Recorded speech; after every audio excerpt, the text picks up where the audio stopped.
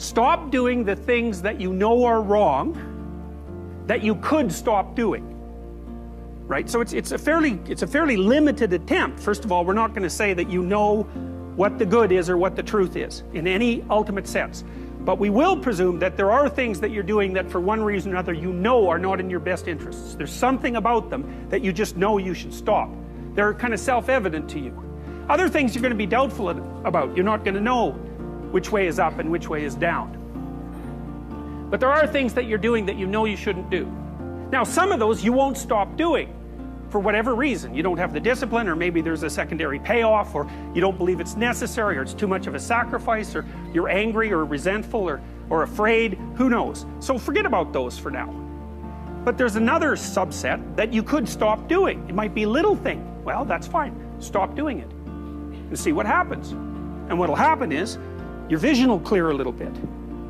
And then something else will pop up in your field of apprehension that you will also know you should stop doing, and that you could stop doing, because you strengthened yourself a bit by stopping doing the particular stupid thing that you were doing before. That just puts you together a little bit more. And you could do that repeatedly for an indefinite period of time. And you know, that doesn't necessarily mean that you're going to ever be able to formulate a clear and final picture of what constitutes the truth and the good. But it does mean that you'll be able to continually move away from what's untruth and what's bad. And, you know, that's not a bad start. The next best predictor of lifetime success is conscientiousness. Well, so, and of the two aspects of conscientiousness, say orderliness and industriousness, the better predictor is industriousness. So the question is, well, what can you do about your industriousness? And the answer to that is, well, that's kind of rough too, because there's a strong genetic component. But you can work on micro habits with regards to your conscientiousness. And I think the best micro habits, this is partly to do with this future authoring program processes, I think the best thing you can do with regards to your conscientiousness is to set up some aims for yourself, goals that you actually value. And the future authoring program helps people do that. And basically, it does a situational analysis of, it helps you do a situational analysis of your life more than a psychological analysis, I would say. And so the questions are something like, well, all right, you're going to have to put some effort into your life. And you need to be motivated to do that. And so what are the potential sources of motivation? Well, you could think about them in the big five manner. You know, if you're extroverted, you want friends. If you're agreeable, you want an intimate relationship. If you're disagreeable, you want to win competitions. If you're open, you want to engage in creative activity. If you're high neuroticism, you want security. Okay, so those are all sources of potential motivation that you could draw on, that you could tailor to your own, you know, your own personality. But then there are dimensions that you want to consider your life across. And so we ask people about, well, you know, if you could have your life the way you wanted it in 3 to 5 years, if you were taking care of yourself properly, you know, what would you want from your friendships? What would you want from your intimate relationship? How would you like to structure your family? What do you want for your career? Well, how are you going to use your time outside of your job? And how are you going to regulate your mental and physical health, and maybe also your drug and alcohol use? Because that's a good place to auger down, you know, because alcoholism, for example, wipes out, you know, 5 to 10% of people. So you want to keep that under control.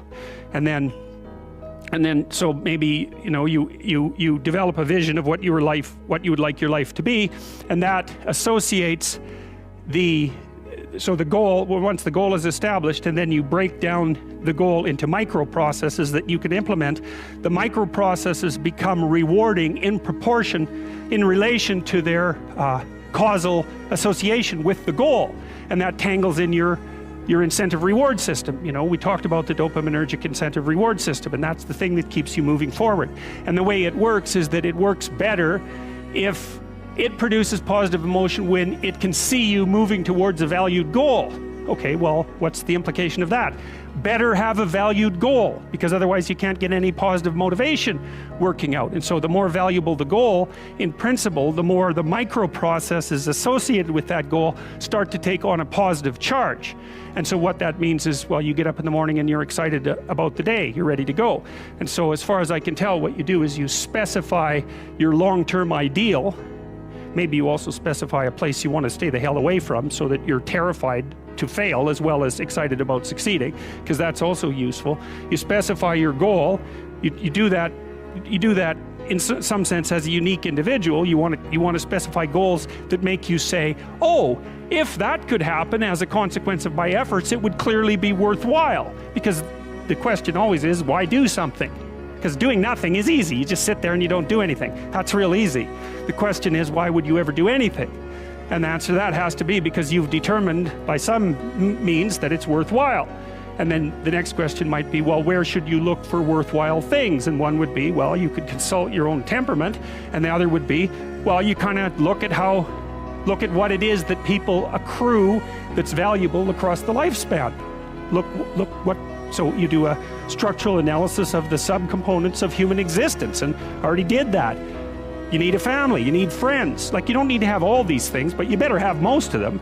Family, friends, career, educational goals, plans for, time outside of work, attention to your mental and physical health, etc. That's what life is about. And if you don't have any of those things, well, then all you've got left is misery and suffering. So that's a bad deal for you. So once you set up that goal structure, let's say, and that's really in many ways that's what you should be doing at university.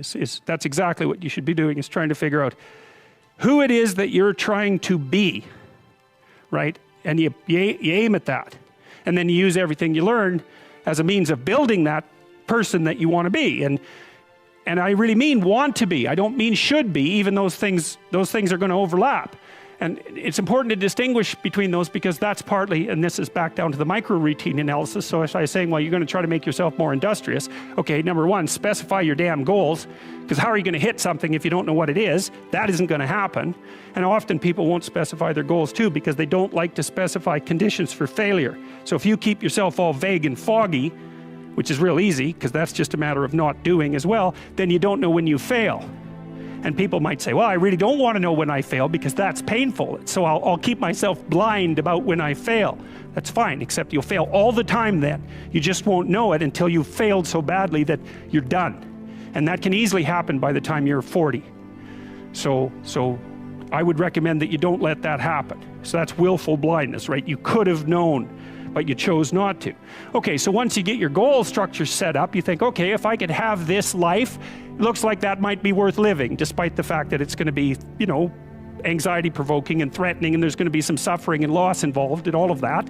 Obviously, the goal is to have a vision for your life such that, all things considered, that justifies your effort.